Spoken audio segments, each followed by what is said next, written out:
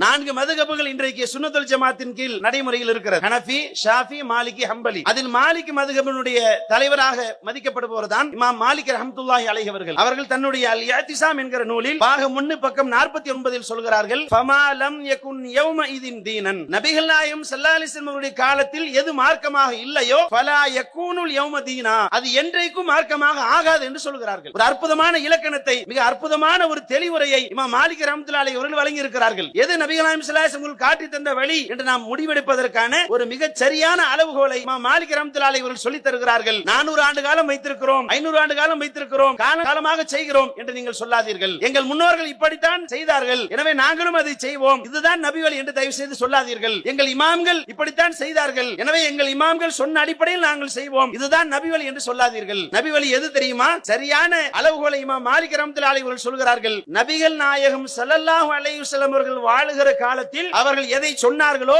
எதை செய்தார்களோ, எதை அங்கீகரித்தார்களோ அதுதான் நபி வழி. அல்லாஹ்வின் தூதர் காலத்தில் ஒரு காரியம் இல்லை, ஒரு இபாதத் இல்லை, ஒரு அமல் இல்லை. நபிகள் நாயகம் ஸல்லல்லாஹு அலைஹி வஸல்லம் அவர்களின் காலத்திற்கு பின்னால் அது தோன்றுகிறது, அந்த அமல் தோற்றுவிக்கப்படுகிறது, அந்த இபாதத் புதிதாக பிறக்கிறது, உருவாகிறது என்று சொன்னால் அது நபி வழி அல்ல, அது வழிகேடு என்கிறார்கள் இமாம் மாலிக் ரஹ்மத்துல்லாஹி அலைஹி அவர்கள். அஸ்ஸலாமு அலைக்கும் வரஹ்மத்துல்லாஹி வபரகாத்துஹு. கண்ணியத்திற்குரிய ஏக இறைவனின் நல்லடியார்களே, எனக்கு வழங்கப்பட்டுள்ள தலைப்பு எது நபி வழி. இன்றைக்கு இஸ்லாமிய சமூகங்களுக்கு மத்தியில் பல்வேறு ஜமாத்துக்கள், பல்வேறு இயக்கங்கள் இருப்பதை நீங்கள் எல்லாம் நன்கு அறிவீர்கள்.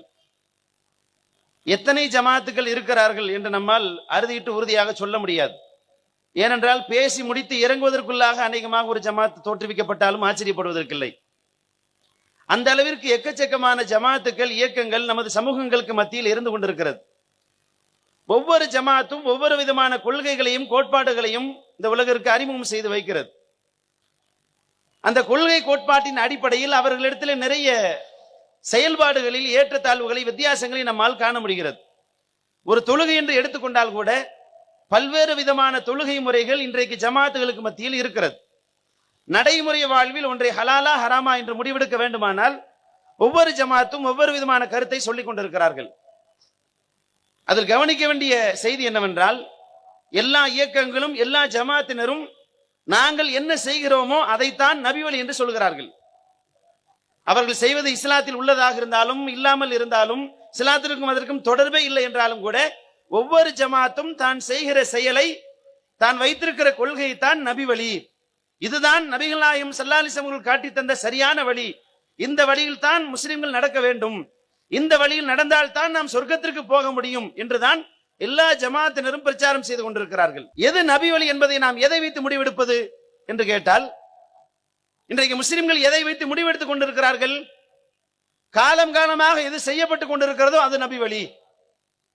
நபி வழியில் இல்லாத ஒரு சில காரியங்களை முஸ்லிம்கள் செய்கிற போது, இஸ்லாத்திற்கு எதிரான மூட நம்பிக்கைகள் முஸ்லிம்களுக்கு நிலவுகிற போது நாம் பிரச்சாரம் செய்தால், அவர்களிடத்தில் எடுத்து சொன்னால், அவர்கள் சொல்கிற பதில் இதுதான், காலம் காலமாக நாங்கள் செய்து வருகிறோம், இன்று நேற்று அல்ல, 400 ஆண்டு காலமாக எங்கள் சமூகத்தில் நடைமுறையில் இருக்கிறது, 500 ஆண்டு காலமாக நாங்கள் இந்த கலாச்சாரத்தை கடைபிடிக்கிறோம், 500 ஆண்டு காலத்திற்கு மேலாக எங்களிடத்தில் இந்த மூட நம்பிக்கை இருந்து கொண்டிருக்கிறது என்று அவர்கள் சொல்வதை பார்க்கிறோம்.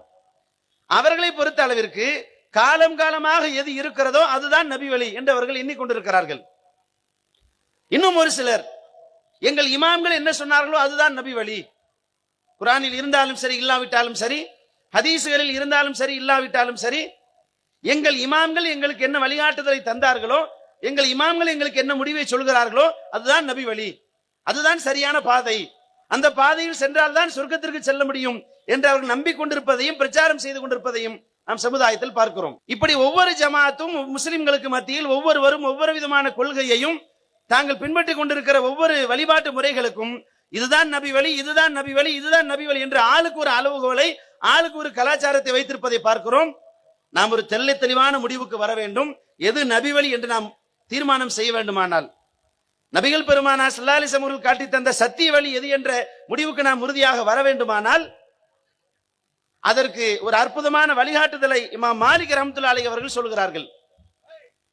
4 மதுஹபுகள் இன்றைக்கு சுன்னத்துல் ஜமாத்தின் கீழ் நடைமுறையில் இருக்கிறது. ஹனஃபி, ஷாஃபி, மாலிகி, ஹம்பலி. அதில் மாலிக் மதுஹபினுடைய தலைவராக மதிக்கப்படுபவர் தான் இமாம் மாலிக் ரஹ்மத்துல்லாஹி அலைஹி அவர்கள். அவர்கள் தன்னுடைய அல் இஅ்திஸாம் என்கிற நூலில் பாகம் 1 பக்கம் 49 சொல்கிறார்கள், ஃபமா லம் யகுன் யௌமஇதின் தீனன். நபிகள் நாயகம் ஸல்லல்லாஹு அலைஹி வஸல்லம் அவருடைய காலத்தில் எது மார்க்கமாக இல்லையோ ஃபலா யகூனுல் யௌம தீனா, அது என்றைக்கும் மார்க்கமாக ஆகாது என்று சொல்கிறார்கள். மிக அற்புதமான ஒரு விளக்க உரை, ஒரு அற்புதமான இலக்கணத்தை, மிக அற்புதமான ஒரு தெளிவுரையை இமாம் மாலிக் ரஹ்மத்துல்லாஹி அலைஹி அவர்கள் வழங்கி இருக்கிறார்கள். எது நபி வழி, எது நபிகள் நாயகம் ஸல்லல்லாஹு அலைஹி வஸல்லம் காட்டி தந்த வழி என்று நாம் முடிவெடுப்பதற்கான ஒரு மிகச் சரியான அளவுகோலை இமாம் மாலிக் ரஹ்மத்துல்லாஹி அலைஹி அவர்கள் சொல்லித் தருகிறார்கள். 400 ஆண்டு காலம் வைத்திருக்கிறோம், 500 ஆண்டு காலம் வைத்திருக்கிறோம், காலமாக செய்கிறோம் என்று நீங்கள் சொல்லாதீர்கள். எங்கள் முன்னோர்கள் இப்படித்தான் செய்தார்கள், எனவே நாங்களும் அதை செய்வோம், இதுதான் நபி வழி என்று தயவு செய்து சொல்லாதீர்கள். எங்கள் இமாம்கள் இப்படித்தான் செய்தார்கள், எனவே எங்கள் இமாம்கள் சொன்ன அடிப்படையில் நாங்கள் செய்வோம், இதுதான் நபி வழி என்று சொல்லாதீர்கள். நபி வழி எது தெரியுமா? சரியான அளவுகோலை இமாம் மாலிக் ரஹ்மத்துல்லாஹி அலைஹி அவர்கள் சொல்கிறார்கள். நபிகள் நாயகம் ஸல்லல்லாஹு அலைஹி வஸல்லம் அவர்கள் வாழுகிற காலத்தில் அவர்கள் எதை சொன்னார்களோ, எதை செய்தார்களோ, எதை அங்கீகரித்தார்களோ அதுதான் நபி வழி. அல்லாஹ்வின் தூதர் காலத்தில் ஒரு காரியம் இல்லை, ஒரு இபாதத் இல்லை, ஒரு அமல் இல்லை, நபிகள் நாயகம் ஸல்லல்லாஹு அலைஹி வஸல்லம் அவர்களின் காலத்திற்கு பின்னால் அது தோன்றுகிறது, அந்த அமல் தோற்றுவிக்கப்படுகிறது, அந்த இபாதத் புதிதாக பிறக்கிறது, உருவாகிறது என்று சொன்னால் அது நபி வழி அல்ல, அது வழிகேடு என்கிறார்கள் இமாம் மாலிக் ரஹ்மத்துல்லாஹி அலைஹி அவர்கள். இந்த அளவுகளை வைத்து நாம் நடைமுறையில் வைத்திருக்கிற ஒவ்வொரு காரியமாக நீங்கள் பரீட்சித்து பார்த்தால் இது நபி வழி உள்ளதா, இது நபி வழிதானா, இது நபிகள் நாயகம் ஸல்லல்லாஹு அலைஹி வஸல்லம் காட்டி தந்த பாதைதானா என்று ஒவ்வொன்றாக நீங்கள் பரீட்சித்து பார்த்தால் ஆச்சரியப்படுகிற அளவிற்கு ஒரு தெளிவு உங்களுக்கு பிறக்கும். நம்மிடத்தில் இருக்கிற மூட நம்பிக்கைகள் அத்தனையும் துடைத்து எறியப்படும், நம்மிடத்தில் இருக்கிற கருத்து வேறுபாடுகள் அத்தனையும் களை எடுக்கப்படும். எது நபி வழி என்று நாம் இன்றைக்காவது குழம்பி நிற்கிற சூழல் வருமானால் இமாம் மாலிக் ரஹ்மத்துல்லாஹி அலைஹி அவர்கள் சொன்ன அடிப்படையில் அல்லாஹ்வின் தூதர் ஸல்லல்லாஹு அலைஹி வஸல்லம் அவர்கள் இதை செய்திருக்கிறார்களா, நபிகள் நாயகம் ஸல்லல்லாஹு அலைஹி வஸல்லம் காலத்தில் இது இருந்ததா என்று நீங்கள் பார்த்தால் நமக்கு தெளிவு பிறந்துவிடும், இது நபி வழியா இல்லையா என்று. அந்த அடிப்படையில் முஸ்லிம் சமுதாயத்திற்கு மத்தியில் இருக்கிற ஒவ்வொரு காரியமாக எடுத்து பாருங்கள். உதாரணத்திற்கு சொல்ல வேண்டுமானால் தமிழகம் முழுக்க எல்லா மாவட்டங்களிலும் முஸ்லிம்களுக்கு மத்தியில் ஓதப்பட்டு கொண்டிருக்கிற ஃபாத்திஹாக்கள் இமாம் மாலிக் ரஹ்மத்துல்லாஹி அலைஹி அவர்கள் சொல்லி தந்த அந்த அளவுகோலின் அடிப்படையில் முஸ்லிம் சமூகத்திற்கு மத்தியில் நடைமுறையில் இருக்கிற ஒவ்வொரு செயல்பாட்டையும் நாம் உரசி பார்க்கிற போது நமக்கு ஒரு தெளிவு பிறக்கிறது. அதில் முதலாவதாக ஃபாத்திஹா என்கிற இந்த கலாச்சாரத்தை நாம் உரசி பார்க்கிறோம். இந்த ஃபாத்திஹா நபிகள் நாயகம் ஸல்லல்லாஹு அலைஹி வஸல்லம் காலத்தில் இருந்ததா? அல்லாஹ்வின் தூதர் ஸல்லல்லாஹு அலைஹி வஸல்லம் அவர்கள் யாருக்காவது ஃபாத்திஹா ஓதினார்களா? இறந்தவர்களுக்கு செய்யப்படுகிற இந்த சடங்கு என்று சொல்லப்படுகிற இந்த ஃபாத்திஹாவை முஹம்மது நபி ஸல்லல்லாஹு அலைஹி வஸல்லம் அவர்கள் யாருக்காவது ஓதினார்களா, அல்லது யாருடைய ஃபாத்திஹாவிலாவது நபிகள் நாயகம் ஸல்லல்லாஹு அலைஹி வஸல்லம் அவர்கள் பங்கு பெற்றார்களா இந்த ஹதீஸ்களை புரட்டி புரட்டி பார்த்தால் நமக்கு கிடைக்கிற பதில் ஒன்றுதான். நபிகள் பெருமானார் ஸல்லல்லாஹு அலைஹி வஸல்லம் காலத்தில் எந்த நபி தோழருக்கும் யாருக்கும் ஃபாத்திஹா ஓதப்படவில்லை. நபிகள் நாயகம் ஸல்லல்லாஹு அலைஹி வஸல்லம் அவர்கள் யாருக்கும் ஃபாத்திஹா ஓதவில்லை. எந்த ஃபாத்திஹாவிலும் அல்லாஹ்வின் தூதர் ஸல்லல்லாஹு அலைஹி வஸல்லம் அவர்கள் கலந்து கொள்ளவில்லை. நபிகள் நாயகம் ஸல்லல்லாஹு அலைஹி வஸல்லம் அவர்கள் காலத்தில் ஃபாத்திஹா என்ற ஒரு கலாச்சாரமே இல்லை, அப்படி ஒரு செயல்பாடே இல்லை, அப்படி ஒரு இபாதத்தை, அப்படி ஒரு அமலை, அப்படி ஒரு வழிபாட்டை நபிகள் நாயகம் ஸல்லல்லாஹு அலைஹி வஸல்லம் அவர்கள் காட்டித் தரவே இல்லை என்கிற ஒரு தெளிவு நமக்கு பிறக்கிறது. ஏன்? ஹதீஸ்களை பார்க்கிறோம், எடுத்து ஆய்வு செய்து பார்க்கிறோம், ஆராய்ந்து பார்க்கிறோம், ஒரு இடத்தில் கூட நபிகள் பெருமானார் ஸல்லல்லாஹு அலைஹி வஸல்லம் அவர்கள் இறந்தவர்களுக்கு ஃபாத்திஹா ஓதினார்கள் என்கிற செய்தியை நம்மால் காண முடியவில்லை. இப்ப கூடுதலாக கவனத்தில் கொள்ள வேண்டிய செய்தி என்னவென்றால், நபிகள் நாயகம் ஸல்லல்லாஹு அலைஹி வஸல்லம் அவர்கள் எதை வழிகாட்டி தந்திருக்கிறார்களோ அதை செய்தால் நமக்கு விடியல் பிறக்கும், அதை செய்தால் நன்மை கிடைக்கும், அதை செய்தால் இந்த உலகத்தில் நாம் வெற்றி பெறுவோம், மறுமையில் வெற்றி பெறுவோம். நபிகள் நாயகம் ஸல்லல்லாஹு அலைஹி வஸல்லம் அவர்கள் சொன்னதில் நாம் கூட்டினால் கூட அல்லது சொல்லாததை செய்தால் நமக்கு என்ன ஆபத்து ஏற்படும் என்று சொன்னால், நாம் ஒன்று நினைத்தால் அது ஒன்று நடக்கும், நாம் ஒரு திட்டம் போட்டு வைத்தால் அது விளைவு வேறு மாதிரியாகத்தான் போய் முடியும். நன்மைக்காக செய்கிறோம், நல்லதுக்காக செய்கிறோம், இறந்தவர்களுக்கு நாம் ஆற்ற வேண்டிய கடமைக்காக செய்கிறோம், நம்முடைய முன்னோர் மீது நாம் வைத்த பாசத்திற்காக செய்கிறோம் சொல்லித்தான் ஃபாத்திஹாவை முஸ்லிம்கள் ஓதி கொண்டிருக்கிறார்கள். அப்ப இறந்தவர்களுக்கு நன்மை செய்கிறோம், முன்னோர்கள் மீது உள்ள பாசத்தால் ஓதுகிறோம் என்று ஆரம்பித்த இந்த ஃபாத்திஹாவினுடைய விளைவை நாம் பார்த்திருக்கிறோம். ஒரு காலத்தில் நாமும் ஃபாத்திஹா ஓதி கொண்டிருந்தோம். இங்கே அமர்ந்திருக்கிற நாம் அத்தனை பேருமே ஃபாத்திஹாவில் கலந்து கொண்டவர்கள் தான். அங்கு நடந்திருக்கிற நகைச்சுவையான நிகழ்வுகளை நாம் கண்ணுக்கு முன்னால் பார்த்திருக்கிறோம். தரப்படுகிற தொகைக்கு ஏற்ப ஃபாத்திஹா ஓதப்படும். என்ன தரப்படுகிற தொகைக்கு ஏற்ப ஓதப்படும் அப்படின்னு சொன்னா, யாசீன் வல் குர்ஆனில் ஹகீம் அப்படின்னு ஓதுனாருன்னா 200 ரூபாய் 250 ரூபாய் கொடுப்பாங்கன்னு அர்த்தம். நான் சொல்றது 2010 அந்த டைம்ல. இப்போ ஒரு 7-8 வருஷம் ஆச்சு. இப்ப எவ்வளவு கொடுக்குறாங்கன்னு எனக்கு தெரியல. 2010 250 ரூபா கொடுத்துட்டு இருந்தாங்க. யாசின் விலை துரிச்சாவும் அப்படின்னாருன்னா 50 ரூபா தான் கொடுப்பாங்கன்னு அர்த்தம். அதாவது இவர் யாசின் தான் ஓதுனாரா வேற என்னமாவது ஓதுனாரா அப்படின்னு தெரியாத அளவுக்கு வேகமா ஓதுனாரு அப்படின்னு சொன்னா இது 50 ரூபாய்க்கு பாத்தியா ஓதிருக்காருன்னு. அப்ப கொடுக்கப்படுகிற தொகைக்கு ஏற்ப பாத்தியா ஓதப்பட்டு அதிலும் இல்லாத பல விதத்துக்கள் இணைக்கப்பட்டு பேரிச்சம்பளத்தை கொண்டு முன்னாடி வைங்க, எலுமிச்சம்பளத்தை வைங்க, குங்குமத்தை வைங்க, தாயத்தை எடுத்து வந்து முன்னாடி வைங்க, இப்படி ஒவ்வொரு ஊருக்கும் ஒவ்வொரு விதமான கலாச்சாரம். சில ஊர்கள் என்ன பண்றாங்க அப்படின்னா பாத்தியா ஓதும் போது இந்து மதத்துல சில நம்பிக்கைகள் இருக்கிறது, அது அவர்களுடைய நம்பிக்கை, நாம் அதை எதுவுமே சொல்ல முடியாது.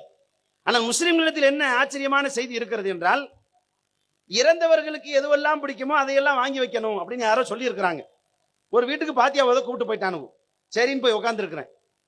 உட்கார்ந்து இருக்கும்போது பாத்தீங்கன்னா முன்னாடி பேரிச்சம்பளம் இருக்கு, அப்புறம் சாப்பாடு வச்சிருக்காங்க, என்னென்னமோ மலிதாம்பாங்க, ஏதோ வச்சிருக்காங்க.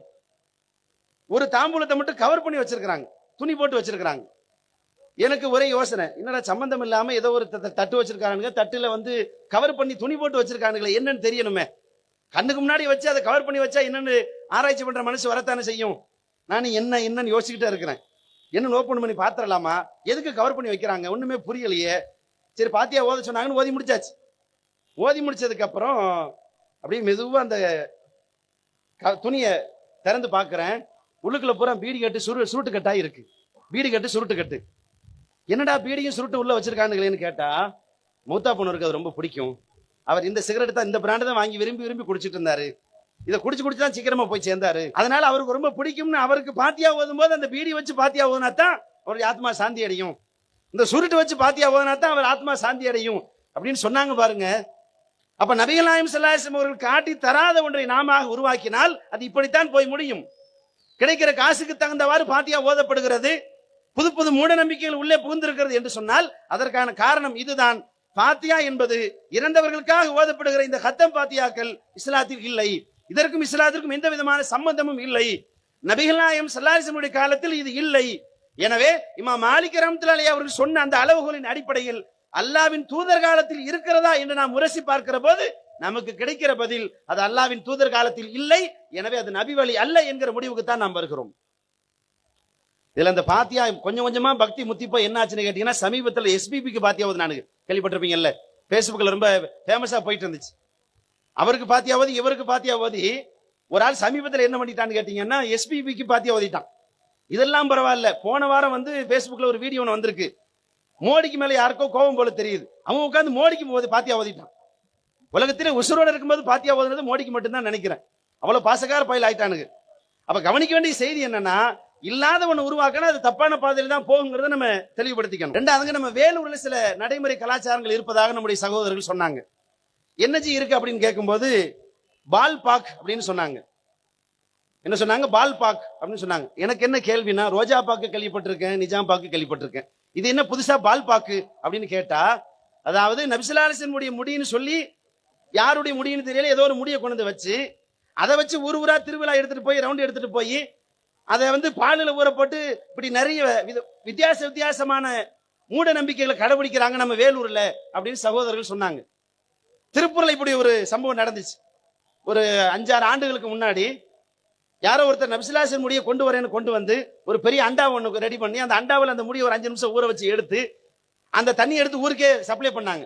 எல்லாரும் போட்டி போட்டு வாங்கி குடிச்சானுங்க.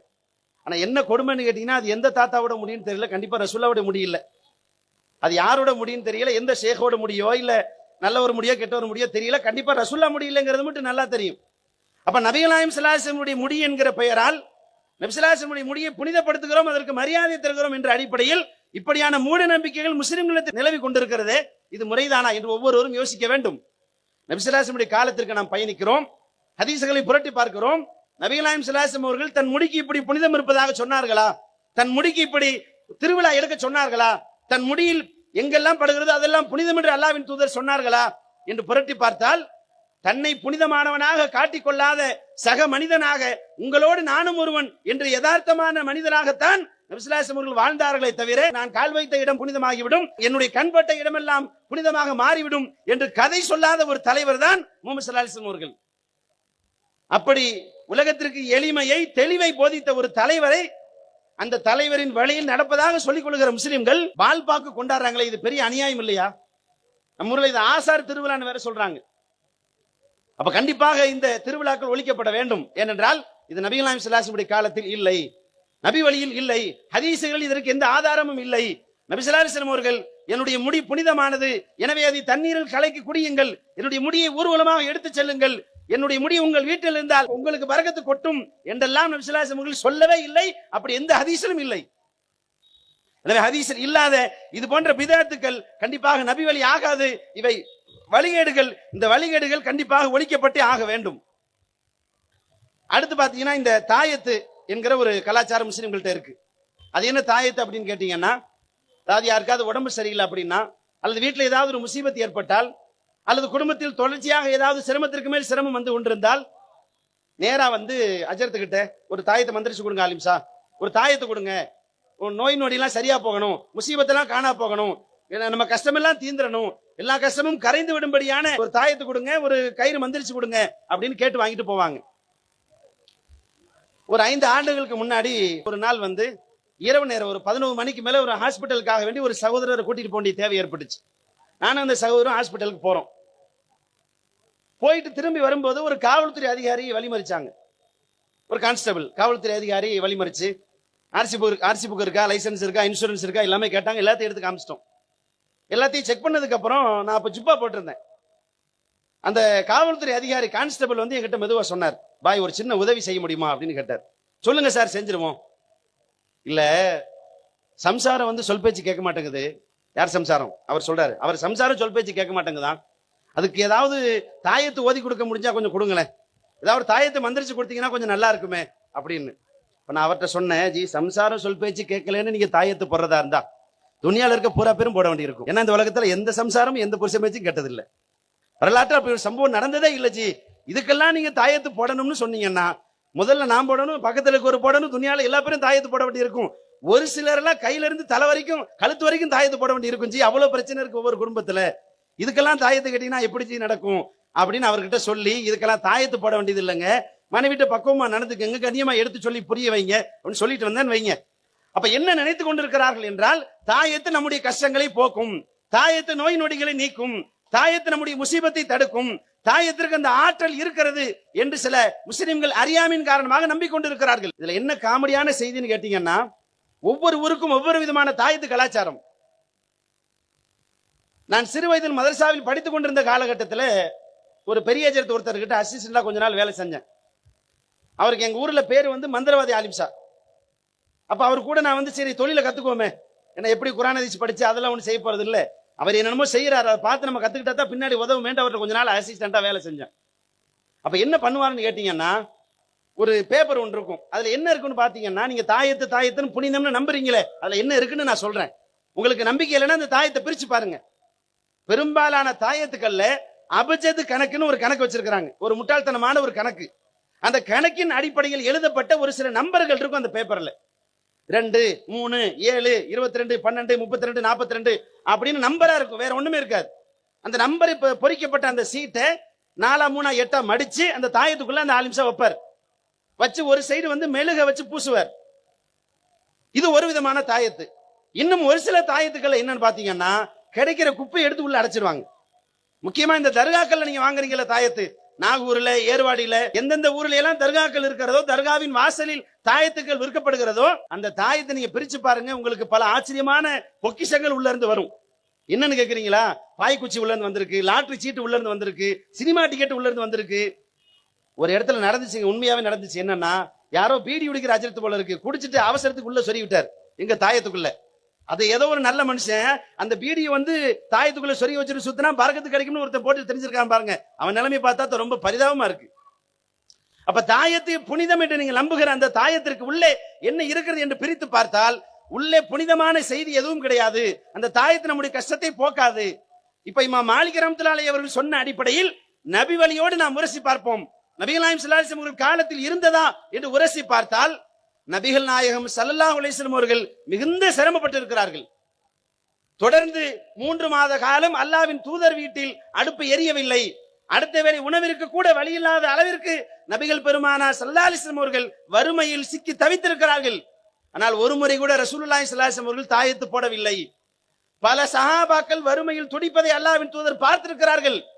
சாப்பிட்டு பல நாட்கள் ஆன நிலைமையில் பல சிரமங்களை அனுபவித்த பல சஹாபாக்கள் நபிகள் நாயகம் ஸல்லல்லாஹு அலைஹி வஸல்லம் அவர்களிடத்தில் வந்து முறையிட்டு இருக்கிறார்கள்.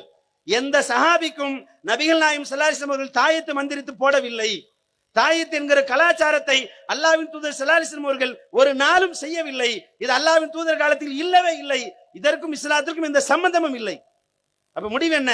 ரசூலுல்லாஹ் காலத்துல இல்லைன்னா அது நபி வழி அல்ல, அது சுன்னத்து அல்ல, அது வழிகேடு, அது பித்அத் என்பதில் நாம் தெளிவாக புரிந்து கொள்ள வேண்டும். அடுத்து பாத்தீங்கன்னா இந்த மௌலூது, ராத்திபு, கத்தம் பாத்தியா, இப்படி இந்த மாதிரியான கூட்டான விஷயங்கள். அதாவது 10 பேர் போய் என்ன செய்வாங்கன்னா குரான் கானா, நம்ம வேலூர்ல நிறைய அதிகமாக அதுதான் கடைபிடிக்கப்படுகிறது. குரான் கானா, குரான் கானான். இந்த ஊர்ல குரான் கானின்னு சொல்றாங்களாம். மற்ற மாவட்டங்களில் குரான் கானான்னு சொல்லுவாங்க. கானாவோ கானியோ ஏதோ ஒண்ணு. மொத்தத்துல ஒரு 10 பேர் ஒன்னா உட்காந்து ஆளுக்கு ஒரு ஜூஸ் எடுத்து ஓதுவாங்க. ஓதி என்ன பண்ணுவாங்க? இறந்தவர்களுக்காக ஈசால் சவாப் செய்வாங்க. இறந்தவர்களுக்காக அனுப்பி வைக்கிறோம் என்கிற பெயரில் அதை ஓதுவார்கள். அல்லது இரவு நேரங்களில் ராத்திபுகள் ஓதப்படும். அதே மாதிரி இறந்தவர்களுக்கு நன்மை சேர்ப்பதற்காக, குடும்பத்தில் பரக்கத்தை கொண்டு வருவதற்காக மௌலூதுகள் ஓதப்படுகிறது. இவையெல்லாம் இஸ்லாத்தில் இருக்கிறதா என்று நீங்கள் புரட்டி பார்த்தால் நபிகள் நாயகம் ஸல்லல்லாஹு அலைஹி வஸல்லம் காலத்தில் ராத்திபுகள் இல்லை, மௌலூதுகள் இல்லை. இறந்தவர்களுக்காக ஓதப்படுகிற இந்த குரான் கானா அல்லது குரான் கானி எதுவுமே இஸ்லாத்தில் இல்லை, நபிகள் நாயகம் ஸல்லல்லாஹு அலைஹி வஸல்லம் காலத்தில் இல்லை என்பதை நாம் தெளிவாக புரிந்து கொள்ள வேண்டும். அதாவது முதல்ல ராத்திபு ஓத என்ன கூட்டிட்டு போனாங்க. அப்ப அது வரைக்கும் ராத்திபுனா என்னன்னு தெரியாது. நான் ஓதுன தபலீக் மதரசா கூட்டு போயிட்டாங்க. ராத்திபுனா என்ன செய்யன்னு கேட்டேன். நீங்க வாங்க நாங்க சொல்லிக் கொடுக்குறோம்னா கூட அந்த ஆலிம்சா சொன்னார். சரின்னு போய் உட்காந்துட்டோம். உட்கார்ந்த உடனே திடீர்னு பாத்தீங்கன்னா வித்தியாசமான திக்ர்கள் சொல்லி கொடுத்தாங்க. முதல்ல சுபஹானல்லாஹ் சுபஹானல்லாஹ் சுபஹானல்லாஹ் அப்படின்னாரு. சரி, இருக்கிற திக்ர் தான், நம்மளும் சுபஹானல்லாஹ் சுபஹானல்லாஹ் சுபஹானல்லாஹ். அப்புறம் அல்ஹம்துலில்லாஹ் அல்லாஹு அல்லாஹ் அல்லாஹு அல்லாஹ் அல்லாஹு அல்லாஹ் அப்படியே சொல்லி கொடுத்தாங்க. சரி, ஏதோ சொல்றாங்கன்னு சொல்லிக்கிட்டு இருந்தோம். திடீர்னு பாத்தீங்கன்னா ஹக்குத்து ஹக்கு ஹக்குத்து ஹக்கு ஹக்குத்து ஹக்குன்றாரு. என்னடா ஒண்ணுமே அர்த்தமே இல்லாத மாதிரி இருக்கு. ஹக்குத்து ஹக்கு அப்படின்னா உருது பேசுற மக்கள் நீங்க உங்களுக்கு எல்லாம் தெரியும். ஹக்குனா சத்தியம், உண்மை. தூனா உடைய. ஹக்குத்து ஹக்குனா உண்மையுடைய உண்மை, சத்தியத்தின் சத்தியம் அப்படின்னு அர்த்தம். இதை தமிழ்ல யாராவது சொன்னோம்னா நேர கீழ்பாகத்துக்கு கூட்டு போயிருவாங்க. உண்மையின் உண்மை, உண்மையின் உண்மை, உண்மையின் உண்மை, சத்தியத்தின் சத்தியம், சத்தியத்தின் சத்தியம் அப்படின்னு உங்க வீட்டுக்காரர் வந்து தனியா உட்கார்ந்து இப்படி ஓதிக்கிட்டு இருந்தாருன்னா நீங்க நேரம் என்ன செய்வீங்க? அவங்க அம்மா தாக்கு போன் பண்ணி உங்க பையனுக்கு ஏதோ ஆச்சு கொஞ்சம் சீக்கிரமா வாங்க அப்படின்னு கூப்பிட்டுருவீங்க இல்லையா? தாய்மார்களுக்கு நான் சொல்றேன். யாராவது நம்ம வீட்டுல இப்படி உட்காந்து தனியா இப்படி சொல்லிக்கிட்டு இருந்தாங்கன்னா உங்களுக்கு ஏதோ ப்ராப்ளம்னு நம்ம விளங்கிக்குவோம். ஆனா இதை திக்ருன்னு உட்காந்து ஓதிக்கிட்டு இருந்தாங்க. இதுல என்ன ஒரு ஆச்சரியமான செய்தின்னு கேட்டீங்கன்னா, அந்த சபைகளை நிறைய ஆச்சரியமான காட்சிகளை பார்த்தோம். திடீர்னு பாத்தீங்கன்னா லைட்டை கொஞ்ச நேரம் ஆஃப் பண்ணிட்டாங்க. ஆஃப் பண்ணி எல்லாம் எந்திரிச்சு நில்லுங்கன்னாங்க. சரி சொல்றாங்களே, சரி எந்திரிச்சு நிப்போம். நீ எந்திரிச்சு நின்ட்டேன். எந்திரிச்சுன்னே ஃபர்ஸ்ட் இது தஸ்பீஹ் சொல்லி கொடுத்தாங்க. ஹா ஹூ ஹீ ஹையுன் அப்படின்னு 4 நிமிஷம் சொல்லி கொடுத்தாரு. எனக்கு அர்த்தமே புரியல. ஹா அப்படின்னா அது, ஹூ அப்படின்னா அவன், ஹீ அப்படின்னா அவள், ஹையுன் அப்படின்னா உயிரோடு இருக்கிறது. ஹா ஹூ ஹீ ஹையுன், ஹா ஹூ ஹீ ஹையுன், அது அவன் அவள் உயிரோடு இருக்கிறது, அது அவன் அவள் உயிரோடு இருக்கிறது. என்னடா அர்த்தமே வரமாட்டேங்குது. இதை போய் ஒரு திக்ருன்னு சொல்லி கொடுக்குறாங்களே, இது நபி வழின்னு சொல்றாங்களே, கொஞ்சம் மனசுக்குள்ள ஓடுது. சரி சொல்றாங்க, 50 ரூபா கொடுப்பாங்க, 150 ரூபா கொடுப்பாங்க, பரவாயில்ல ஓது, ஹக்கு ஹக்கு ஓத வேண்டியதுதான். ஓதிக்கிட்டு இருந்தேன். அப்ப இருட்டுல வேற லைட் ஆஃப் பண்ணிட்டாங்களா. 2வது திக்ரு பாத்தீங்கன்னா ஆ அப்படின்றாரு. இருட்டுக்குள்ள இவனு தெரியாத நம்ம காலம் மிஸ்டானுங்களோ, எதுக்கு திடீர்னு ஒரு ஆகுன்னு கத்துறாரு. அட நல்லா தான் போயிட்டு இருந்துச்சு. அல்லாஹு அல்லாண்டாரு, சுபான் அல்லாண்டாரு, அல்ஹம்துலில்லாஹ், திடீர்னு ஆ அப்படின்றாரு. என்ன 4 நிமிஷம் ஓங்கி மிஸ்டானுங்களா? பேசாம இருங்க அலிம்சா, இது தஸ்பீ. என்னது தஸ்பீகா? உலக வரலாற்றில் இப்படி ஒரு அதிசயமான தஸ்பீ எங்கேயுமே காணாம. என்னப்பா ஒரு அதிசயமான தஸ்பீஹ்னு கேட்டா, அல்லாஹ் அப்படின்னு சொல்றது பெருசா இருக்கான். எது? அல்லாங்கிறது பெருசா இருக்கான். அதை சுருக்கி ஷார்ட்டா கூப்பிடுறாங்களாம். அல்லாஹ்வே ஷார்ட் பண்ணிருக்காங்க. என்ன ஒரு சேட்டை பாத்தீங்களா? இப்ப நம்ம தமிழ்நாடு தௌஹீத் ஜமாத் அப்படின்னு சொல்றதுக்கு பெருசா இருக்கு. தாத்தாஜா டிஎன்டிஜேன்னு சொல்றோம். அதுல ஒரு அர்த்தம் இருக்கு. அப்படி சொன்னா ஒன்னும் தப்பும் கிடையாது, பரவாயில்ல சொல்லிட்டு போறோன்னு வைங்க. அதுக்காக அல்லாங்கிற வார்த்தையில போய் ஷார்ட் பண்ண முடியுமா? என்னங்க இது அநியாயமா இருக்கு. அல்லாங்கிறத இருக்கிறதே 2-3 எழுத்து தானுங்க, அதுல என்ன சுருக்கிறதுக்கு வேண்டி கிடக்குன்னு கேட்டா, அல்லாஹ் என்பதை ஷார்ட் பண்ணி ஆ அப்படி சொல்லி இருக்கிறாங்க. அதுக்கடுத்த திக்ரு ஆலிம் சார் சொல்லி கொடுத்தார். என்ன சொல்லி கொடுத்தாரு? ஹய்யுல் கையூம் ஹய்யுல் கையூம் ஹய்யுல் கையூம் அப்படி சொல்லி கொடுத்தார். பொதுவா இந்த ராத்திபு மஜ்லிஸ்கள் என்ன ஆகும்னு கேட்டீங்கன்னா, அதாவது 5 கிலோமீட்டர் வேகத்தில் ஆரம்பிச்சு அப்படியே படிப்படியா வேகமா போகும். எனக்கு பக்கத்துல அந்த ஹவுஸ் ஓனர் வீட்டுக்காரர் உட்கார்ந்து இருக்கிறார். அவருக்கு சரியா சொல்ல வர மாட்டேங்குது. வேகமா ஆன உடனே ஹையுல் கையும் ஹையுல் கையும் ஹையுல் கையும் ஹையுல் கையும் ஹையுல் கையும். அவர் கொஞ்ச நேரம் கழிச்சு என்ன சொல்ல ஆரம்பிச்சாருன்னா கையும் கையும் கையும் கையும் கையும் கையும் கையும் கையும் கையும் கையும் கையும் கையும் கையும்ட்டாரு. நான் அவர்கிட்ட அது கையும் கையும் இல்ல ஜி, ஹையுல் கையும் கையும் கையும் கையும் கையும் கையும் கையும் கையும் கையும் கையும் கையும் கையும் கையும் அப்படிங்கிறார்.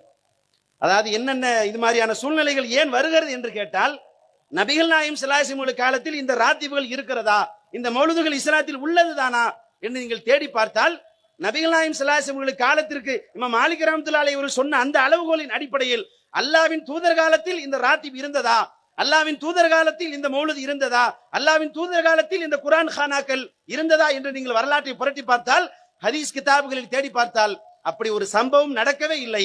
நபிகள் நாயகம் ஸல்லல்லாஹு அலைஹி வஸல்லம் அவர்கள் ராத்திப் என்று ஒன்று ஓதியதே இல்லை. அல்லாஹ்வின் தூதர் காலத்தில் மௌலூது இல்லவே இல்லை என்று நமக்கு தெளிவாக தெரிகிறது. இதுல இந்த மௌலூது மஜ்லிஸ்ல நடந்த ஒரு சில நிகழ்வுகள். முதல்ல மௌலூது ஓத போயிருக்கிறேன். அப்ப மௌலூது ஓதிக்கிட்டு இருக்கும்போது என்ன பண்ணாங்கன்னா, ஒரு குறிப்பிட்ட பைத்து வரும். அந்த பைத்து வந்து ஜிப்ரீல் அலைஹிஸ்ஸலாம் அவங்க ரசூலுல்லாஹி ஸல்லல்லாஹு அலைஹி வஸல்லம் அவங்களை பார்த்து படிச்சாங்க அப்படின்னு பொய்யாக இட்டுக்கட்டி எழுதப்பட்டிருக்கிறது. அந்த பைத்து வரும்போது என்ன செஞ்சாங்கன்னா, எல்லாரும் எந்திரிச்சு நில்லுங்கன்னாங்க. எனக்கு தெரியல எதுக்கு எந்திரிச்சு நிக்க சொன்னாங்கன்னு தெரியல. சரி முதல்ல போயிருக்கிறோம், எல்லாரும் எந்திரிக்க சொல்றாங்க, எந்திரிச்சு நின்னாச்சு. இன்னும் உடனே ஒருத்தர் கையை பிடிச்சிக்கிட்டாங்க, கையை பிடிச்சிக்கிட்டு டான்ஸ் ஆடினாங்க. யா சய்யிதி யா ரசூலல்லாஹி குது பியதி மாலி சிவாக வலா அல்வி இலா ஹதி ஃபஅன்த நூருல் ஹுதா ஃபீ குல்லி காயினத்தின் வ அன்த சிர்ருன் நதா யா கைர முஅ்தமதி. இப்படி டான்ஸ் ஆடினாங்க. எதுக்குன்னு எனக்கு ஒன்றும் புரியல. வெளியே வந்தவொடனே கேட்டேன், அலிம் சார் இது மாதிரி எந்திரிச்சிருந்தீங்க, எந்திரிச்சிருந்து ஒரு டைப்பா டான்ஸ் ஆடினீங்களே, அது பெல்லி டான்ஸா இல்ல ரேபரே டான்ஸா, இன்னமும் பேர் சொல்லுவாங்க, என்னன்னு தெரியல, எதுக்கு அந்த எந்திரிச்சிடணும், எதுக்காக டான்ஸ் ஆடணும்? அப்பதான் சொன்னாரு, அந்த குறிப்பிட்ட பைத்தை நாம ஓதும் போது நபிகள் நாயகம் ஸல்லல்லாஹு அலைஹி வஸல்லம் அவர்கள் ஆஜராகுகிறார்கள். எங்கப்பா ஆஜராகிறாங்க? நம்ம ஓதுற சபைக்கு வந்தாங்க. அங்கதானப்பா நான் இருந்தேன், உங்க கூட தானே நான் இருந்தேன். நீங்க மட்டும் ரசூலுல்லாஹ்வை பார்த்திருக்கிறீங்க, எனக்கு சொல்லல பாத்தீங்களா? உங்க கூட தானே வந்தேன். பொய்யுங்க, ரசூலுல்லாஹ் வந்ததா நம்புறாங்க. அந்த குறிப்பிட்ட பைத்தை ஓதுகிற போது நபிகள் நாயகம் ஸல்லல்லாஹு அலைஹி வஸல்லம் அவர்கள் ஆஜராகிறார்கள் என்று நம்புகிறார்கள். எனவே அல்லாஹ்வின் தூதருக்கு மரியாதை செய்கிறோம் என்கிற பெயரில் எந்திரிச்சு நிக்கிறாங்க. ஏன் எந்திரிச்சு நிக்கிறீங்கன்னு கேட்கும்போது அதுக்கு அவங்க சொன்ன பதில் என்ன தெரியுமா?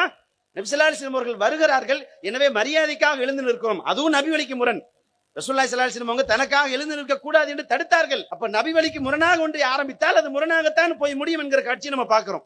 ஆக கவனத்தில் கொள்ள வேண்டிய செய்தி என்ன அப்படின்னு சொன்னா, ஒரு விஷயம் நபி வழியா இல்லையா, சுன்னத்தா பிதஅத்தா என்று முடிவெடுக்க வேண்டுமானால் மாலிக் ரஹ்மத்துல்லாஹி அலைஹி அவர்கள் சொன்ன அடிப்படையில் நபிகள் நாயகம் ஸல்லல்லாஹு அலைஹி வஸல்லம் காலத்திற்கு போய் அல்லாஹ்வின் தூதர் சொன்ன அடிப்படையில் இது இருக்கிறதா, அல்லாஹ்வின் தூதர் காலத்தில் இது இருக்கிறதா, ஹதீஸ்களில் இருக்கிறதா என்று புரட்டி பார்த்தால் நமக்கு தெளிவு பிறந்துவிடும். இது நபி வழியா இல்லையா, இது சுன்னத்தா பிதஅத்தா என்கிற தெளிவு நமக்கு பிறந்துவிடும். எப்போது அந்த தெளிவு நமக்கு பிறந்து விடுகிறதோ, இது சுன்னத்து தான் என்று தெரிந்துவிட்டால் உயிரை கொடுத்தேனும் அந்த சுன்னத்தை நிலைநாட்டுவோம். இது சுன்னத் இல்லை, இது நபி ஸல்லல்லாஹு அலைஹி வஸல்லம் காலத்தில் நடைமுறையில் இல்லை, இது பிதஅத்து தான் என்று தெரிந்தால் என்ன நடந்தாலும் சரி, ஊர் எதிர்த்தாலும் உலகம் எதிர்த்தாலும் என்ன பிரச்சனை வந்தாலும் சரி, அந்த பிதஅத்தை செய்ய மாட்டோம் என்கிற உறுதி ஒவ்வொரு தௌஹீத் சகோதரனுக்கும் வேண்டும், ஒவ்வொரு முஸ்லிமுக்கும் வேண்டும். இப்ப முக்கியமாக மாற்று மத சகோதர சகோதரிகள் அதிகம் இந்த பகுதியில் வசிக்கின்ற காரணத்தினால் என்னுடைய உடன்பிறவா சகோதர சகோதரிகளான இந்து மதத்தை சார்ந்த கிறிஸ்தவ மதத்தை சார்ந்த அண்ணன் தம்பிகள் அக்கா தங்கைகள் சகோதர சகோதரிகளுக்கு ஒரு சில செய்திகளை நான் சொல்ல கடமைப்பட்டிருக்கிறேன். என்ன செய்தி என்று சொன்னால், நபி வழி என்று சொல்கிறார்களே, 1400 ஆண்டுகளுக்கு முன்னால் வாழ்ந்து மறைந்த ஒரு தலைவர் இன்றைக்கு என்ன பிரச்சனைகளுக்கு தீர்வை சொல்லிவிடப் போகிறார்? 1400 ஆண்டுகளுக்கு முன்னால் அரபு நாட்டின் பாலைவனத்தில் பிறந்து அந்த பகுதியில் வாழ்ந்து மறைந்த ஒரு தலைவரால் இன்றைய நவீன உலகத்தில் விஞ்ஞான யுகத்தில் வாழ்ந்து கொண்டிருக்கிற நாம் சந்திக்கின்ற பிரச்சனைகளுக்கு அப்படி என்ன தீர்வை அவரால் தந்துவிட முடியும், அப்படி என்ன வழிகாட்டுதலை அவரால் வழங்கிவிட முடியும் என்கிற ஒரு சந்தேகம் மாற்று மத சகோதரர்களுக்கு எழலாம். அப்படி வந்தாலும் அது தவறில்லை. அதற்கான பதில் என்னவென்று சொன்னால், இந்த உலகத்தில் பல அறிஞர்களால் சாதிக்க முடியாததை, பல அறிஞர்களால் தீர்த்து வைக்க முடியாததை, பல அரசாங்கங்களால் சாதிக்க முடியாத பல சாதனைகளை தன்னந்தனி மனிதராக நபிகள் நாயகம் ஸல்லல்லாஹு அலைஹி வஸல்லம் அவர்கள் சாதித்து காட்டியிருக்கிறார்கள் என்பதுதான் நம்முடைய தெளிவான பதில். தீர்க்க முடியாத பல பிரச்சனைகளுக்கு நபி வழியில் உங்களுக்கு தீர்வு கிடைக்கும். அரசாங்கங்கள் எந்த இடத்தில் தோற்று போகிறதோ, பல மெத்த படித்த மேதாவிகள் பல அறிஞர்கள் எந்த இடத்தில் திணறி நிற்கிறார்களோ, வழிகாட்ட முடியாமல் வழி தெரியாமல் படித்தவர்கள் மேதைகள் எந்த இடத்தில் திணறி நிற்கிறார்களோ, அந்த இடத்தில் நபி வழியை எடுத்து நடங்கள், நபி வழியை புரட்டி பாருங்கள், உங்களுக்கு சரியான தெளிவு பிறக்கும், பாதை கிடைக்கும். அதற்கு நான் 2 உதாரணங்களை சொல்கிறேன். முதலாவது, மனிதனுக்கு மனிதன் ஏற்றத்தாழ்வு கற்பிக்கிற இந்த கொடுமையான செயல் என்னென்ன அடிப்படையில் நடைபெறுகிறது? இனத்தின் பெயரால், நிறத்தின் பெயரால், மொழியின் பெயரால், தேசத்தின் பெயரால், வசதி வாய்ப்பின் பெயரால், இப்படி பல அடிப்படைகளில் மனிதனுக்கு மனிதன் ஏற்றத்தாழ்வு கற்பிக்கிற கொடுமை எல்லா நாடுகளிலும் நடந்து கொண்டிருக்கிறது. உலகத்தை நாங்கள் தான் ஆண்டு கொண்டிருக்கிறோம், நாங்கள் தான் உலகத்தின் வல்லரசு என்று பெருமை பேசிக் கொண்டிருக்கிற, அதிகம் படித்ததாக சொல்லிக் கொண்டிருக்கிற அமெரிக்க நாட்டில் கூட இன்றைக்கும் நிறவெறியை ஒழிக்க முடியவில்லை. கடந்த 2020ஆம் வருடம் ஜார்ஜ் என்கிற ஒரு கருப்பு இனத்தை சார்ந்த ஒரு சகோதரர் ஒரு காவல்துறை அதிகாரியால் கழுத்தில் கால் வைத்து மிதித்து படுகொலை செய்யப்பட்டார். நிறவெறிக்கு எதிராக அமெரிக்க நாடு முழுவதும் கடுமையான போராட்டங்கள் நடந்த பின்னால் அமெரிக்க அரசு மன்னிப்பு கேட்டது, காவல்துறை மன்னிப்பு கேட்ட காட்சியெல்லாம் நாம் பார்த்தோம். நாங்கள் தான் வல்லரசு, நாங்கள் தான் உலகத்திற்கு வழிகாட்டி, நாங்கள் தான் சர்வ சக்தி படைத்தவர்கள் என்று பெருமை பேசிக் கொண்டிருக்கிற அந்த அமெரிக்க தேசத்தால் கூட படித்தவர்களுக்கு மத்தியிலேயே நிறத்தின் அடிப்படையில் ஏற்றத்தாழ்வு ஒழிக்க முடியலையே. பொதுவா ஒவ்வொரு நாட்டிலையும் நாடாளுமன்றம், பாராளுமன்றம் இருக்கும். எப்படி பேர் வைப்பாங்க? நாடாளுமன்றம், பாராளுமன்றம், சட்டசபை, இப்படித்தான் எல்லா நாட்டிலையும் பேர் வைப்பாங்க. ஆனால் அமெரிக்காவினுடைய பாராளுமன்றத்திற்கு என்ன பெயர் தெரியுமா? White house. ஒயிட் ஹவுஸ்னா வெள்ளை மாளிகைன்னு அர்த்தம். அப்படின்னா என்ன அர்த்தம்? கருப்பு இனத்திற்கு எதிரான நிற வெறியின் வெளிப்பாடாகத்தான் ஒரு நாட்டினுடைய சட்டசபைக்கு, சட்டமன்றத்திற்கு இப்படி பெயர் வைத்த ஒரு அவலத்தை, ஒரு அசிங்கத்தை, ஒரு கேவலத்தை நீங்க கேள்விப்பட்டிருக்கீங்களா? அப்ப அமெரிக்காவில் நிறவெறி ஒழிக்கப்படவில்லை. அமெரிக்காவில் பல நன்மக்கள், பல அறிஞர்கள் நிறவெறிக்கு எதிராக பேசிக் கொண்டிருந்தாலும், போராடி கொண்டிருந்தாலும் கூட அந்த நாட்டில் இன்னமும் நிறவெறி என்பது தாண்டவமாடி கொண்டிருக்கிற காட்சியை நாம் பார்த்துக் கொண்டிருக்கிறோம். ஏன் நமது இந்தியாவை எடுத்துக்கொள்ளுங்கள். இந்தியாவில் மதத்தின் பெயரால், இனத்தின் பெயரால், மொழியின் பெயரால் எத்தனை ஏற்றத்தாழ்வுகள் இருக்கிறது. நீ உயர்ந்தவன், இவன் தாழ்ந்தவன், இவன் நடுவில் உள்ளவன் என்று ஜாதியின் அடிப்படையில், பிறப்பின் அடிப்படையில் மனிதனுக்கு மனிதன் ஏற்றத்தாழ்வு கற்பிக்கிறானா இல்லையா? அந்த கொடுமையை ஒழிக்க முடிந்ததா? எத்தனை அறிஞர்கள் எவ்வளவு போராடி பார்த்து விட்டார்கள். இது வரலாறு எப்ப ஆரம்பிச்சதுங்க? ஔவையார் பாடி இருக்கிறாங்க. ஔவையார் யாரு நமக்கு எல்லாம் தெரியும் தானே? தமிழ் பாட்டி. தமிழ் பாட்டியான ஔவையார் அவர்கள் பாடிய பாடல் நல்வழி என்கிற நூலில் வருகிறது. ஔவையார் அவர்கள் பாடுகிறார்கள், சாதி இரண்டொழிய வேறில்லை, சாற்றுங்கால் நீதி வலுவா நெறிமுறையின் மேதினியில் இட்டார் பெரியோர் இடாதோர் இழிகுலத்தோர் பட்டாங்கில் உள்ளபடி என்று படிக்கிறார். படிப்பது யார்? தமிழ் பாட்டியான, பல ஆண்டுகளுக்கு, பல நூற்றாண்டுகளுக்கு முன்னால் தமிழகத்தில் வாழ்ந்து மறைந்த அந்த மூதாட்டி ஔவையார் அவர்கள் படிக்கிறார். என்ன அர்த்தம்? சாதி இரண்டொழிய வேறில்லை. இந்த உலகத்தில் 2 சாதி தான்ப்பா இருக்கு. என்ன சாதி? கஷ்டப்படுபவனை பார்த்தவுடன் உன் மனம் துடித்து போய் அவன் யாரு, எந்த மதம், எந்த இனம், எந்த மொழி, எந்த குலம், எதையும் கேட்காம கஷ்டப்படுறவனுக்கு நீ போய் உதவி செஞ்சா நீ நல்ல சாதி. எவன் கஷ்டப்பட்டா எனக்கு என்ன, எவன் செத்தா எனக்கு என்ன என்று நீ எனக்கு என்று நீ போனால் நீ கீழ் சாதி. யார் சொல்லுகிறா? ஔவை பாட்டி சொல்லுகிறார். அப்ப ஜாதி என்பது பிறப்பின் அடிப்படையில் முடிவு செய்யப்படக்கூடாது. பிறருக்கு உதவி செய்கிற நல்மனம் உள்ளவன் எவனோ, பிறருக்கு உதவி செய்கிற நல்லவன் எவனோ அவன் உயர் ஜாதி. அடுத்தவன் துன்பத்தை கண்டுகொள்ளாத தீயவன் எவனோ அவன் தான் கீழ் ஜாதி என்று சொல்கிறார் ஔவை பாட்டி. அப்படியெல்லாம் ஜாதிக்கு எதிராக பாட்டு படிச்சு பார்த்தாங்க, ஒழிக்க முடியல. ஏன்? இந்தியாவில் பல மக்கள் கொண்டாடக்கூடிய, மிக குறிப்பாக பார்ப்பனர்கள் அதிகம் தூக்கி வைத்து பேசுகிற பாரதியார் ஓடி விளையாடு பாப்பா என்று ஒரு பாடல் படித்தார். நம்ம எல்லாம் பள்ளிக்கூடத்தில் அந்த பாடல் படிச்சிருப்போம். அந்த பாடல் அவர் சொல்றாரு, சாதிகள் இல்லையடி பாப்பா, சாதியில ஒண்ணு கிடையாது, குல தாழ்ச்சி உயர்ச்சி சொல்லல் பாவம். குலத்தை சொல்லி உயர்த்தி சொல்றது, தாழ்த்தி சொல்றது பாவம் பா. ஓடி விளையாடு பாப்பா, நீ ஓய்ந்திடல் ஆகாது பாப்பான்னு ஒரு நீண்ட பாடல். அந்த பாடலுக்கு மத்தியில் பாரதியார் சொல்கிறார், சாதிகள் இல்லையடி பாப்பா, குல தாழ்ச்சி உயர்ச்சி சொல்லல் பாவம். எந்த குலத்தின் அடிப்படையில் அவன் உயர்ந்தவன் இவன் தாழ்ந்தவன் சொல்லாத, அது பெரிய பாவம், அது ரொம்ப தப்பு அப்படின்னு பாரதியார் படிச்சார். ஒழிக்க முடிந்ததா? எத்தனையோ அறிஞர்கள் போராடி பார்த்து விட்டார்கள். மனிதனுக்கு மனிதன் ஏற்றத்தாழ்வு கற்பிக்கிற இந்த சாதியை யாராலும் ஒழிக்க முடியவில்லை. இன்றைக்கும் பல மதங்களின் வழிபாட்டு தலங்களில் அந்த சாதிகள் அப்படியே கடைபிடிக்கப்படுகிறது, தீண்டாமை கடைபிடிக்கப்படுகிறது. சரி, பரவாயில்ல, இதெல்லாம் கூட தனி நபர்கள், தனி அறிஞர்கள், தனிப்பட்ட மனிதர்கள். அரசாங்கங்கள் தோற்று போன கொடுமை என்ன தெரியுமா?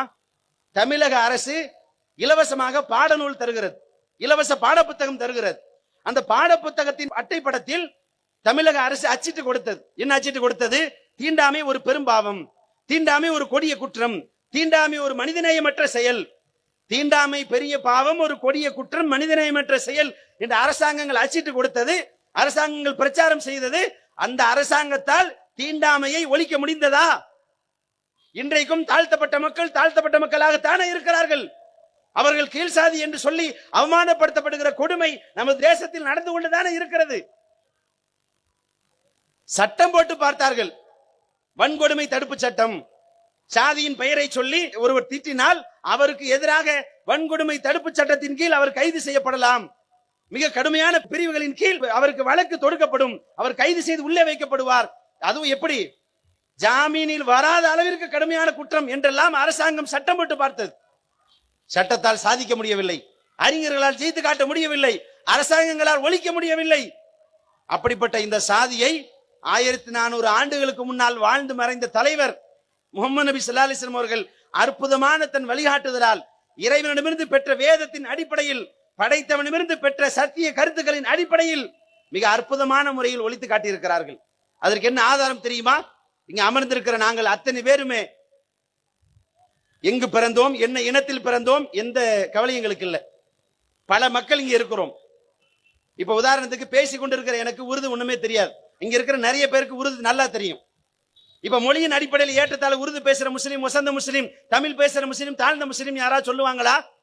கிடையாது. இஸ்லாமிய மார்க்கத்தின் அடிப்படையில் அனைத்து மொழிகளும் சமமானவை. இந்த ஒரு முக்கியமான செய்தியை சொல்லணும். என்ன அப்படின்னா, இப்ப சமீப காலமாக நமது தமிழகத்தில் ஒரு புதிய பைத்தியம் ஒன்று உருவாகி கொண்டிருக்கிறது. அது என்ன பைத்தியம் என்றால் தமிழ் பைத்தியம். அது என்னப்பா தமிழ் பைத்தியம் அப்படின்னு கேட்டீங்கன்னா, தமிழ் தமிழ் தமிழ் பேச ஆரம்பிச்சிருக்கிறாங்க. கல் தோன்றி மண் தோன்றா காலத்தே முன் தோன்றிய மூத்த குடி தமிழ். ஒரு மொழியை நேசிப்பது தவறல்ல, ஆனால் மற்ற மொழிகள் அனைத்தையும் விட என் மொழிதான் சிறந்தது, என் மொழிதான் உயர்ந்தது என்று ஒருவன் பேசினால் அது தவறு, அது கண்டிக்கப்பட வேண்டும். இஸ்லாம் காட்டுகிற வழிகாட்டுதல் என்ன? அனைத்து மொழிகளும் சமமானவை, எந்த மொழியும் உயர்ந்ததும் அல்ல, எந்த மொழியும் தாழ்ந்ததும் அல்ல. அது என்னப்பா மொழியில என்னப்பா வசதி, என்ன தாழ்த்தி? எப்படி மொழி வசந்ததாகும்?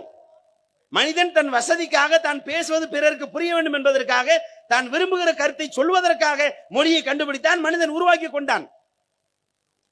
1000 ஆண்டுகளுக்கு முன்னால், 1000 ஆண்டுகளுக்கு முன்னால் கண்டுபிடிக்கப்பட்டதால் தமிழ் உயர்ந்ததும் அல்ல, நேற்று பிறந்ததால் உருது தாழ்ந்ததும் அல்ல. தமிழும் சமம்தான், உருதுவும் சமம்தான், ஹிந்தியும் சமம்தான், மலையாளமும் சமம்தான். இந்த உலகத்தில் இருக்கிற எந்த மொழிக்கும் எந்த உயர்வும் கிடையாது, எந்த தாழ்வும் கிடையாது.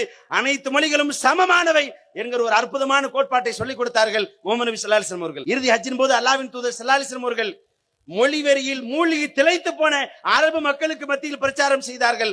லா ஃபضل லி அஜமியின் வலா அரபியின் வலா ஃபضل லி அரபியின் அலா அஜமியின். அந்நிய மொழி பேசுபவனை விட ஒரு அரபிக்கோ, ஒரு அரபியை விட அந்நியனுக்கோ எந்த ஏற்றத்தாழ்வும் கிடையாது, எந்த உயர்வும் கிடையாது.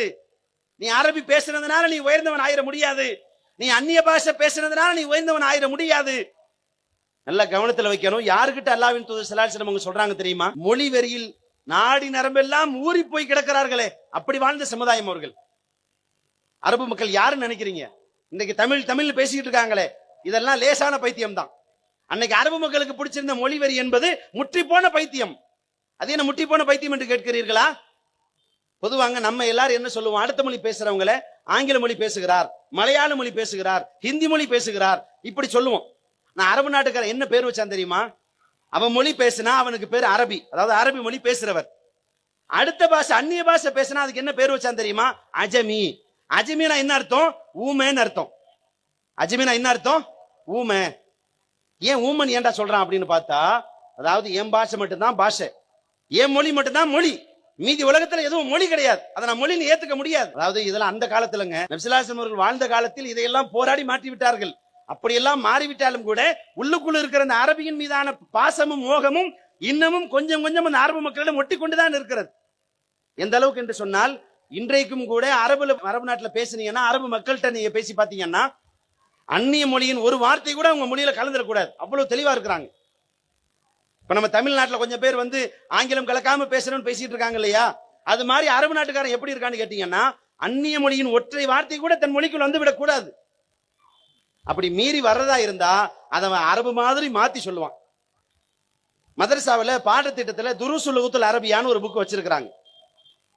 பல மதரசாக்கள் இருக்கு, நம்ம தௌஹீத் பெண்கள் மதரசாவிலும் இருக்கு. அந்த அந்த பாடத்தை நடத்திக்கிட்டு இருக்கும்போது அதுல திடீர்னு ஒன்று ரெண்டு வார்த்தைகள் வருது. என்னன்னு பார்த்தா தக்தூர் அப்படின்னு வந்துச்சு. என்னடா தக்தூர் அப்படின்னு பார்த்தா டாக்டர் தான் தக்தூர்னு சொல்றான். டாக்டர்னு சொல்றத தக்தூர்னு சொல்றான். அது கூட பரவாயில்ல, இது வருதுங்கிறான். என்னது இது வருது அப்படின்னு சொல்றான். என்னடா இது வருதுங்கிறான, எது வருது ஒன்னும் புரியலையா அப்படின்னு பார்த்தா எட்வேர்டுன்னு இங்கிலீஷ்ல ஒரு வார்த்தை இருக்கு தெரியுமா, அந்த எட்வேர்டுங்கிறத தான் இவன் இது வருதுன்னு சொல்றான். அவன் மொழி மீது அவனுக்கு அப்படி ஒரு பாசம், அப்படி தன் மொழிதான் உயர்ந்தது என்று அடம்பிடித்துக் கொண்டு தன் மொழிதான் மிகச் சிறந்தது என்று பெருமைவாதம் பேசிக் கொண்டிருந்த அந்த சமூகத்தை நபி ஸல்லல்லாஹு அலைஹி வஸல்லம் அவர்களுக்கு மத்தியில் இருந்த மொழி பாசத்தை, மொழி வெறியை துடைத்து தூர வீசினார்கள். நபிகள் நாயகம் ஸல்லல்லாஹு அலைஹி வஸல்லம் அவர்கள் ஒரு சமத்துவமான சமூக நீதி பேணுகிற ஒரு ஒழுக்கமான சமூகத்தை கட்டமைத்தார்கள். 1400 ஆண்டுகளுக்கு முன்னால் வாழ்ந்த அந்த தலைவருடைய சாதனை இன்றைக்கு ஒவ்வொரு பள்ளிவாசலிலும் நீங்கள் காணலாம். இனத்தின் அடிப்படையில் ஏற்றத்தாழ்வுகள் களை எடுக்கப்பட்டது, மொழியின் அடிப்படையில் ஏற்றத்தாழ்வுகள் துடைத்து வீசப்பட்டது, நிறத்தின் அடிப்படையில், வசதி வாய்ப்பின் அடிப்படையில், என்னென்ன அடிப்படையில் எல்லாம் என்னென்ன காரணங்களை சொல்லி எல்லாம் மனிதனை மனிதன் பிரித்து பார்ப்பானோ, மனிதன் மனிதனை மேல் கீழ் என்று சொல்வானோ, அந்த அனைத்து ஏற்றத்தாழ்வுகளையும் நபிகள் பெருமகனார் ஸல்லல்லாஹு அலைஹி வஸல்லம் அவர்கள் துடைத்து குப்பை தொட்டியில் வீசினார்கள். நமது பள்ளிவாசல்கள் அதற்கு நிதர்சனமான சாட்சிகளாக இருக்கிறது. இந்த உரையை கேட்டுக்கொண்டிருக்கிற மாற்று மத சகோதர சகோதரிகள், இந்து மதத்தை சார்ந்த என் அண்ணன் தம்பிகள், அக்கா தங்கைகள், எங்கள் பள்ளிவாசலுக்கு வந்து பாருங்கள். உங்களை நாங்கள் அன்போடு அழைக்கிறோம். உங்களை விருந்தாளிகளாக வாருங்கள் என்று அழைக்கிறோம். எங்கள் பள்ளிவாசலுக்கு வந்து பாருங்கள். எங்களுக்கு இடையில் ஏற்றத்தாழ்வுகள் எப்படி நீக்கம் செய்யப்பட்டிருக்கிறது, ஒரு சமத்துவமான சமூகத்தை நபிகள் நாயகம் ஸல்லல்லாஹு அலைஹி வஸல்லம் அவர்கள் எப்படி உருவாக்கி வைத்திருக்கிறார்கள் என்பதற்கான சாட்சியாக இன்றைக்கு ஒவ்வொரு பள்ளிவாசலும் திகழ்ந்து கொண்டிருக்கிறது. நம்ம எல்லாம் லைவ்ல பார்ப்போம் மக்காவில் நடக்கிற நிகழ்வுகளை. வருஷம் ஹஜ்ஜுக்கு போகும்போது ஹஜ்ஜில் நடக்கக்கூடிய காட்சிகள் அப்படி லைவ்ல உலகம் பூரா ஒளிபரப்புவாங்க. அதுல நீங்க பார்க்கலாம், ஆச்சரியமான பல காட்சிகளை பார்க்கலாம். என்ன ஆச்சரியமான காட்சி என்று சொன்னால், மக்காவில் பல நாட்டை சேர்ந்தவர்கள் ஒன்றாக சேர்கிறார்கள். எல்லோருக்கும் ஒரே ஆடைதான். உலகத்திலேயே நான் பெரிய கோடீஸ்வரன் என்று சொன்னாலும் அதுதான் ஆடை. உலகத்திலே ஆக நான் தான் ஏழை என்று சொல்பவனுக்கும் அதுதான் ஆடை. அனைவருக்கும் ஒரே மாதிரியான ஆடை. அனைவரும் ஒரே இடத்தில் ஒன்றாக கூடுகிறார்கள். எந்த மொழி என்று யாருக்கும் தெரியாது. அவர் ஒரு மொழி பேசுவார், இவர் ஒரு மொழி பேசுவார். பல்வேறு மொழிகள் அங்கே இருக்கிறது. அனைத்து மொழி பேசுகிற மக்களும் ஒன்றாக கூடுகிறார்கள். அனைத்து மொழி பேசுகிற மக்களும் ஒரு தண்ணீரை குடிக்கிறார்கள். அனைத்து மொழி பேசுகிற மக்களும் ஒரு இடத்தில் படைத்தவனை வணங்குகிறார்கள். உலகத்தில் பல நாடுகளில் பல இனங்களில் பிறந்திருக்கிற பல மக்கள் அனைவரும் இஸ்லாத்தை நோக்கி வந்து முஸ்லிம் என்ற அடிப்படையில் சகோதரர்களாக மாறி ஒன்றாக நிற்கிறார்களே, அவர்களிடத்தில் இருந்த நிறவெறி காணாமல் போனது, மொழிவெறி காணாமல் போனது, இனத்தின் பெயரால் அவர்கள் வைத்திருந்த ஏற்றத்தாழ்வு காணாமல் போனது, ஜாதி வேறுபாடு காணாமல் போனது, மேல் ஜாதி கீழ் ஜாதி ஒளிந்தது, குப்பை தொட்டியில் வீசப்பட்டது. நீ என்னப்பா மேல் ஜாதி, நான் என்னப்பா கீழ் ஜாதி, எல்லாம் சமம் ரசூல் ஆக்குனாங்களா இல்லையா? உலகத்தின் எந்த தலைவனாலும் சாதிக்க முடியவில்லை, எந்த அரசாங்கத்தாலும் சாதிக்க முடியவில்லை. நபிகள் பெருமானார் ஸல்லல்லாஹு அலைஹி வஸல்லம் அவர்கள் சாதித்தார்கள். அந்த சாதனையின் சாட்சியாக, நபி வழிக்கான மிக அற்புதமான சான்றாக, நபி வழிப்படி நடந்தால் எவ்வளவு பெரிய நன்மை கிடைக்கும் என்பதற்கான ஒரு அற்புதமான சான்றாக ஒவ்வொரு ஆண்டும் ஹஜ்ஜின் போது அனைத்து மக்களும் சமமாக சகோதரர்களாக நிற்கிற அந்த அற்புதமான காட்சி இருக்கிறது. ஒவ்வொரு ஆண்டும் நடக்கக்கூடிய ஒரு சமத்துவ உலக சகோதரத்துவ மாநாடு, ஒவ்வொரு ஆண்டும் நடக்கிற உலக சகோதரத்துவ மாநாடு அதுதான், உலக சமத்துவ மாநாடு அதுதான். எனவே நபிகள் நாயகம் ஸல்லல்லாஹு அலைஹி வஸல்லம் அவர்கள் காட்டி தந்த இந்த நபி வழி என்பது மிகச் சரியான சத்தியத்தை நோக்கி, அற்புதமான நிம்மதியான வாழ்வை நோக்கி நம்மை அழைத்து சொல்லும். எனவே நபி வழிப்படி நாம் நடப்போம். அதற்கு எல்லாம் அல்ல இறைவன் அருள் புரிவானாக என்கிற பிரார்த்தனையோடு எனது உரையை நிறைவு செய்கிறேன். வாஹதவனா அல்ஹம்துலில்லாஹி ரப்பில் ஆலமீன். அஸ்ஸலாமு அலைக்கும் வரஹ்மத்துல்லாஹி வபரகாத்துஹு. இஸ்லாம் மற்றும் சமுதாய செய்திகளை அறிந்து கொள்ள தமிழ்நாடு தௌஹீத் ஜமாஅத் யூடியூப் பக்கத்தை உடனடியாக சப்ஸ்கிரைப் செய்து கொள்ளுங்கள். மேலும் பெல் பட்டனையும் கிளிக் செய்து கொள்ளுங்கள்.